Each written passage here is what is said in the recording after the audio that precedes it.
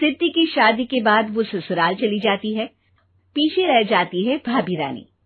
सिद्धि के ससुराल जाते ही भाभी कहती है, अरे वाह जी वाह, सारे कपड़े मेरे। हाय रे पैंट, अरे वाह वाह, मजा आ जाएगा। अरे ये सिद्धि की अलमारी के सामने खड़े होकर क्या बड़बड़ा रही है? जाकर देख मेहमानों को विदाई की मिठाई मिली कि नहीं। अब हाँ माँ जी, क्यों नहीं, लेकिन पहले कपड़े तो बदल लूं। अब रानी आ जाती है सिद्धि के उन कपड़ों में जो वो ससुराल जाने से पहले घर छोड़ जाती है। अरे रानी, कुछ दिन रुक जाती। अरे ये तो सिद्धि बिटिया को मैंने ही दिया था, बड़ा ही फबता था उस पर, तुझ पर तो कुछ खास नहीं लग रहा। अब वो ना मेरे सारे कपड़े गीले थे तो सोचा पहन लूं। वैसे भी सिद्धि को कौन सा दिन पुराने आउटडेटेड कपड़ों को पहनना है। वैसे भी ये सूट तो मैंने तभी पहना था, वैसे खास है भी नहीं ये। हाँ ठीक है, लेकिन ना मेरी सिद्धि पर तो जमता था। सारे मेहमान चले जाते हैं और सिद्धि ससुराल से मायके पहली बार आती है। अपना घर, अपना कमरा, अपनी अलमारी। ये बोलकर जैसे ही सिद्धि अलमारी खोलती है तो सामने उसके कपड़ों की जगह कुछ और ही रखा होता है। माँ, जरा कमरे में तो आना। सास और रानी वहां पहुंच जाते हैं। रानी ने पहनी होती है सिद्धि की जींस और टी शर्ट। अरे भाभी, ये क्या? ये तो मेरी बड़ी ही महंगी टी शर्ट है, इसे आपने घर में क्यों पहनी है? अरे बहुत मिलती है दीदी ये चौक की मार्केट में, 150 में। ओ भाभी प्लीज, ये एरोपोस्टल है, 2000 की एक टी शर्ट। ओहो, 2000 में तो दीदी 4 साड़ी आ जाए। अब क्या बोलूं? भाभी, ये मेरी अलमारी में छोटू के कपड़े, तो मेरे कपड़े कहाँ हैं? मेरी अलमारी में? अब दीदी आपको कौन से पुराने कपड़े पहनने थे? माना भाभी, लेकिन मैं जब घर आती तो यही सब पहनती ना। अरे तुम तो बड़ी कंजूस हो दीदी। खैर, वक्त आता है जब सिद्धि ससुराल के लिए रवाना हो रही होती है। अरे रानी, अंदर से सिद्धि का गिफ्ट ले आ, लड़की पहली बार ससुराल से मायके आई है। रानी अंदर जाती है और एक सिंपल सी साड़ी लेकर बाहर आ जाती है।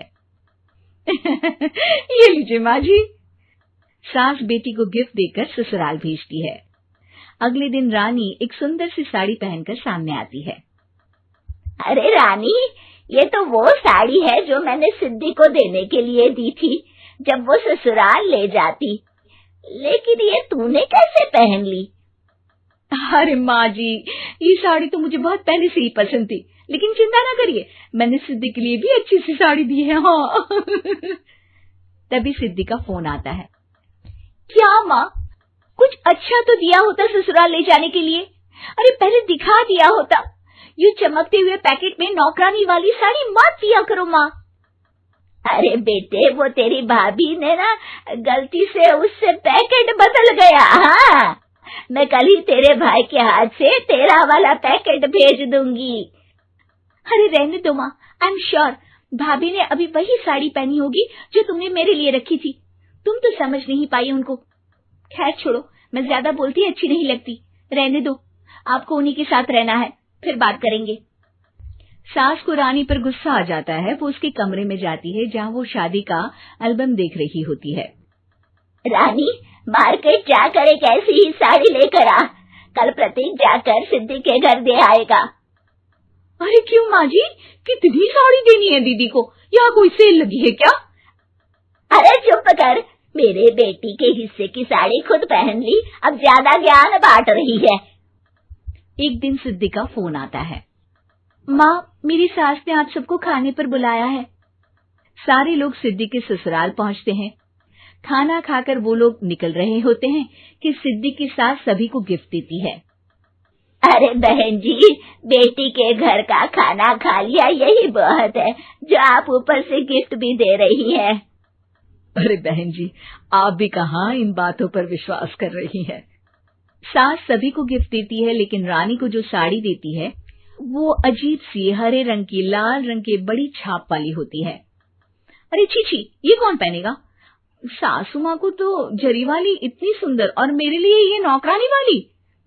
अरे भाभी, दरअसल मैं जब भी घर आती थी आप वापसी में ऐसी ही साड़ी देती थी ना, तो माँ ने सोचा कि आपको आपकी पसंद की ही साड़ी क्यों ना दी जाए। बेचारी रानी, बोलती भी तो क्या। सिद्धि और सास रानी का चेहरा देखकर हंसने लगती है, तो रानी समझ जाती है कि अपने ही बिछाए जाल में वो फंस चुकी है।